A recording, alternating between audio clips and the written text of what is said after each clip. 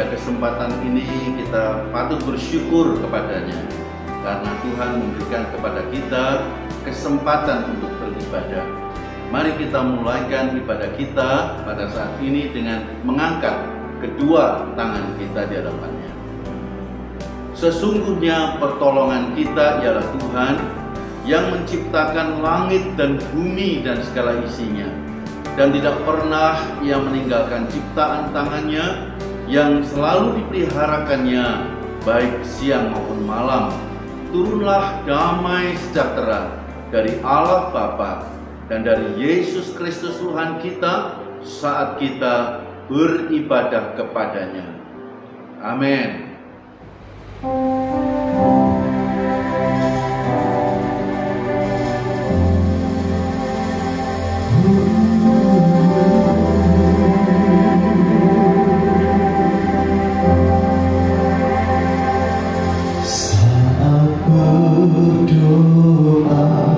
Tuhan bekerja, Tuhan menggerakkan tangannya.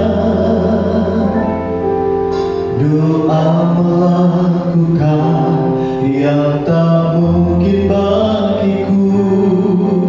Doa membukakan tingkap langit bagiku.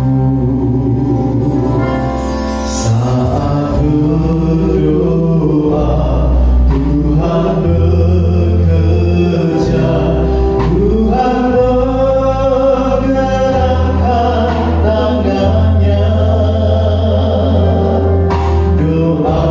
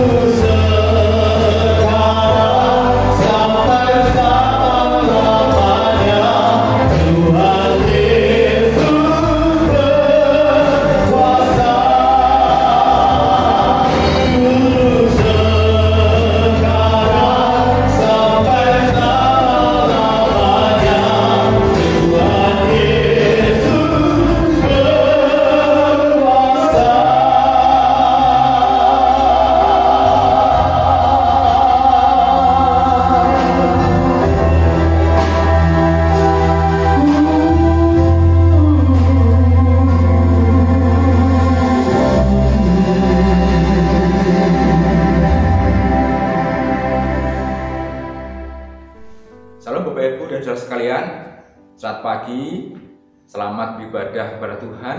Hari ini Minggu 15 Agustus 2021, meskipun secara online.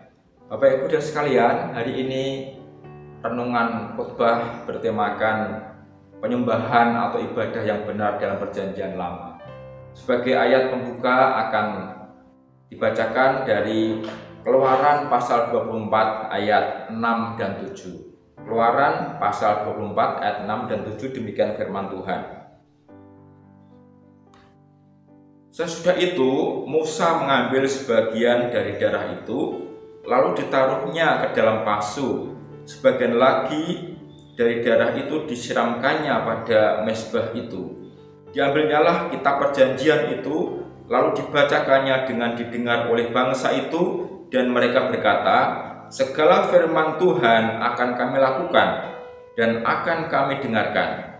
Kemudian Musa mengambil darah itu dan menyiramkannya pada bangsa itu serta berkata, inilah darah perjanjian yang diadakan Tuhan dengan kamu berdasarkan segala firman ini. Amin. Bapak Ibu, di dalam ibadah Perjanjian Lama itu ada ciri-cirinya, ya. Kita lihat yang pertama adalah ada korban atau persembahan. Kita ingat Adam itu memakai baju dari kulit itu karena ada binatang yang dikorbankan. Kita juga ingat korban Kain dan Habil, ya. Kita juga ingat bagaimana Bapak Nuh mempersembahkan korban ketika banjir itu selesai.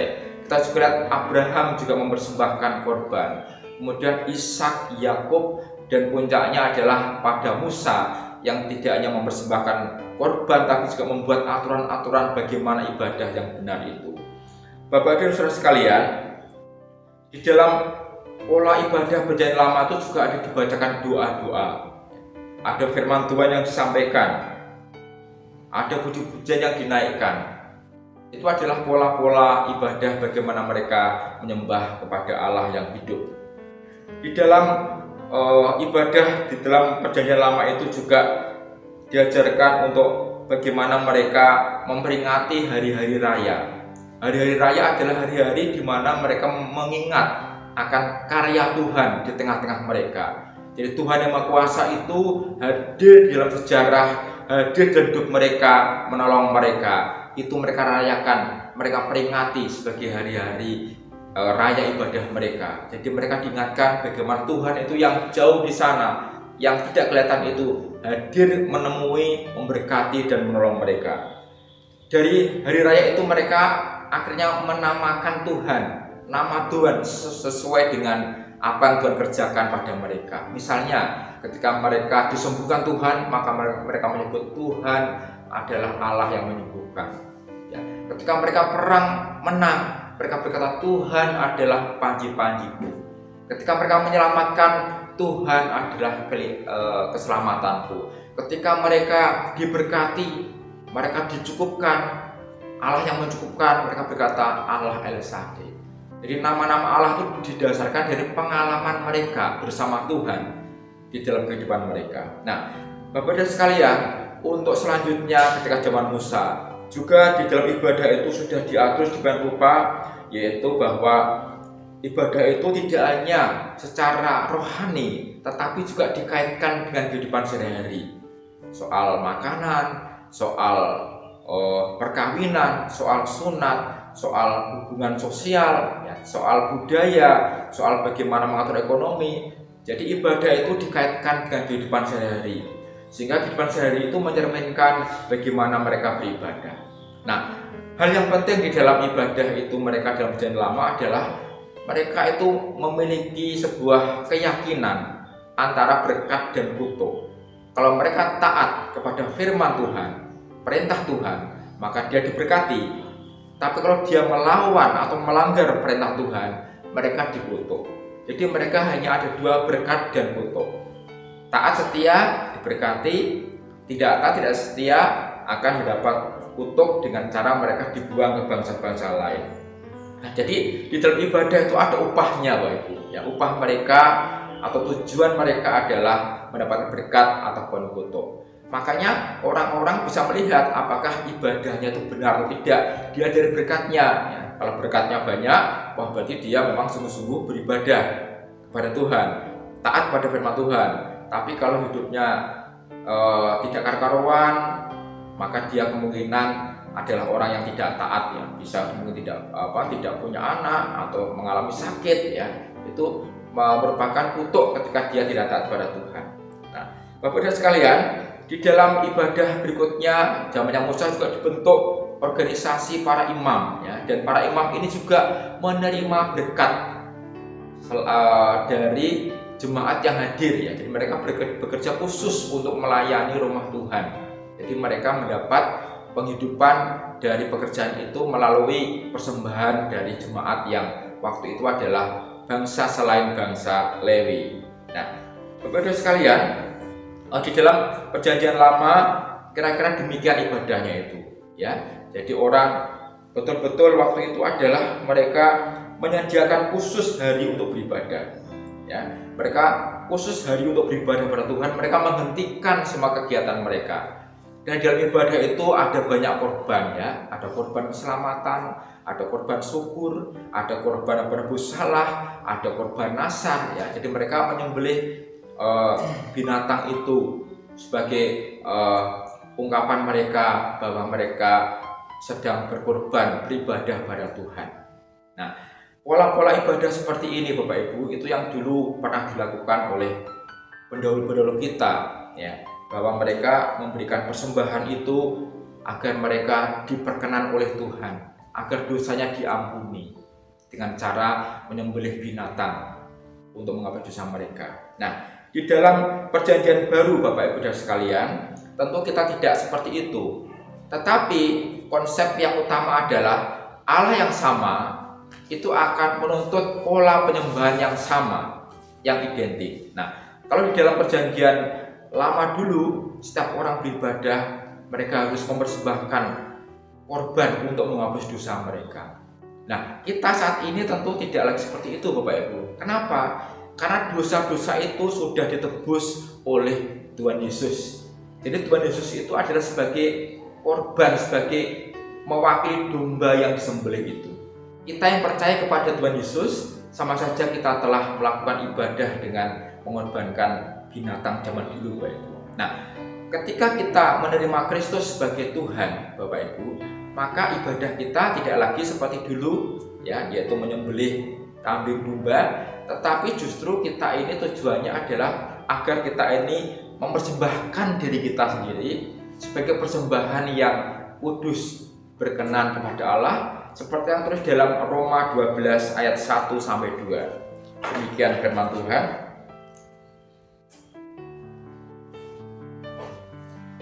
Karena itu saudara, demi kemurahan Allah, aku menasihatkan kamu supaya kamu mempersembahkan tubuhmu sebagai persembahan yang hidup, yang kudus, dan yang berkenan kepada Allah. Itu adalah ibadahmu yang sejati. Janganlah kamu menjadi serupa dengan dunia ini, tetapi berubahlah oleh pembaruan budimu, sehingga kamu dapat membedakan manakah kehendak Allah, apa yang baik, yang berkenan kepada Allah, dan yang sempurna. Jadi ibadah kita tidak lagi mempersembahkan kambing domba, tapi mempersembahkan hidup kita ini menjadi seperti persembahan yang hidup, kudus, dan berkenan kepada Allah. Bapak Ibu saudara sekalian, nah, jadi ada perubahan konsep dalam ibadah ini, Bapak Ibu, ya. Jadi kita sekarang ini adalah seperti domba-domba Allah yang dipersembahkan agar Allah berkenan akan hidup kita. Kalau zaman dulu, Bapak Ibu, seorang itu dikatakan sungguh-sungguh beribadah kelihatan dari berkat yang dia diterima. Nah, sekarang ini ketika kita menjadi anak Tuhan, Bapak Ibu, kita sudah dikuduskan, ya, oleh darah Kristus. Kita menjadi umat yang baru, umat yang ditebus oleh karena kita percaya kepada darah Kristus. Nah, karena itu kita harus mempersembahkan hidup kita ini untuk Kristus, Bapak Ibu, untuk kemuliaan bagi nama Tuhan. Nah, kita ini bagaimana hidup kita ini menjadi makin kudus, makin berkenan kepada Allah. Hanya ada dua cara, Bapak Ibu, yaitu dikuduskan oleh firman Allah dan oleh Roh Kudus tiap-tiap hari. Jadi hidup kita ini tujuannya adalah agar kita menghasilkan buah-buah yang seperti dikehendaki oleh Tuhan. Ya. Buah-buah itulah yang menjadi tujuan dari kehidupan setiap anak Tuhan.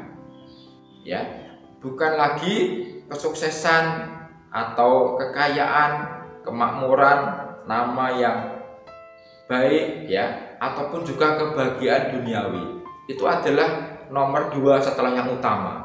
Jadi tujuan kita beribadah penyembahan Tuhan adalah agar hidup kita itu menghasilkan buah-buah itu.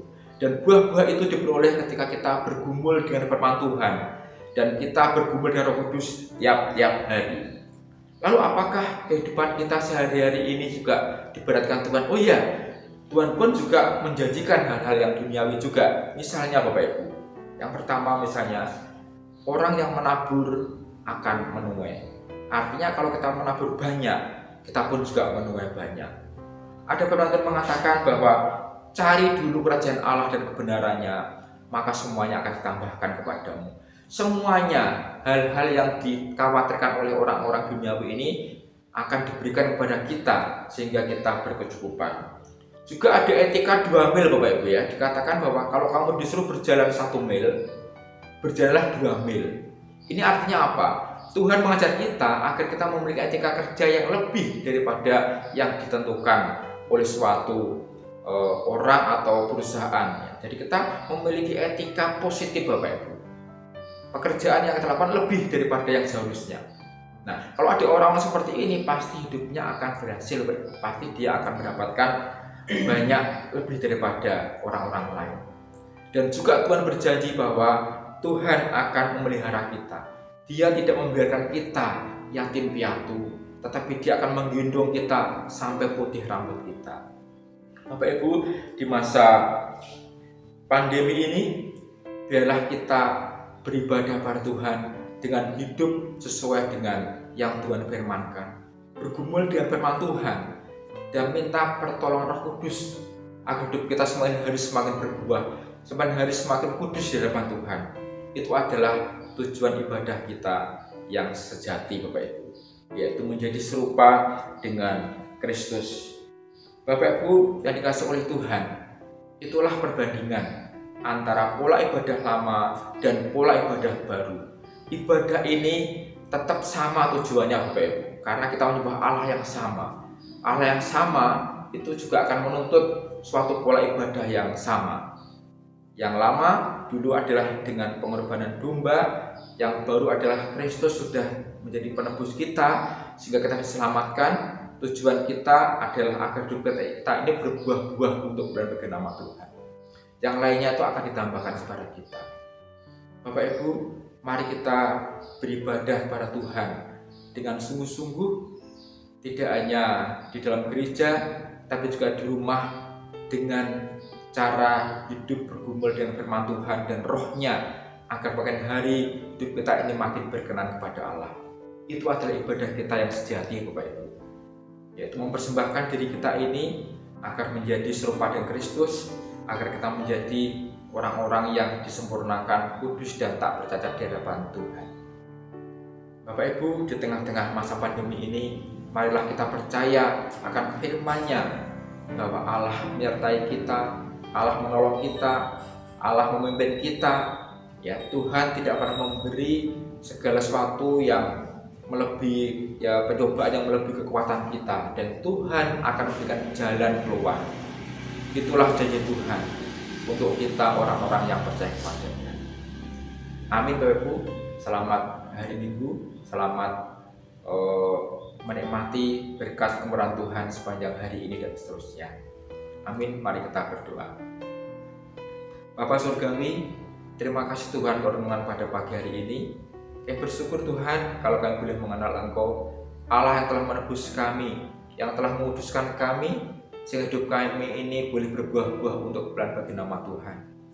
Bapa, ajar kami untuk mempercayai firman-Mu dan janji-Mu Bapa, bahwa Engkau tidak pernah meninggalkan kami. Kami tidak boleh khawatir dan berkat-Mu itu akan tercurah dalam hidup kami.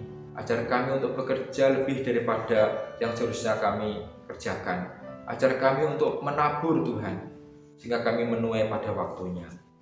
Ya Tuhan, kami telah selesai mendengarkan firman-Mu. Berdoa kiranya Roh-Mu Tuhan yang akan menumbuhkan firman-Mu dalam hati kami, sehingga firman-Mu akan berbuah-buah lebat dalam hidup kami. Kami ingin menyenangkan hidup kami Tuhan di masa kami hidup yang singkat ini.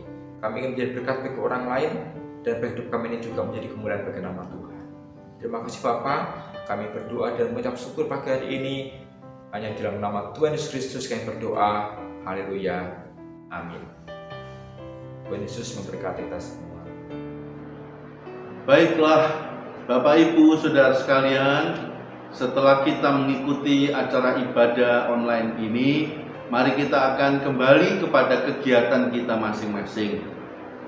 Dan biarlah kita juga tetap mengingat bagaimana Tuhan itu baik dan selalu menyertai serta memberkati umat-Nya.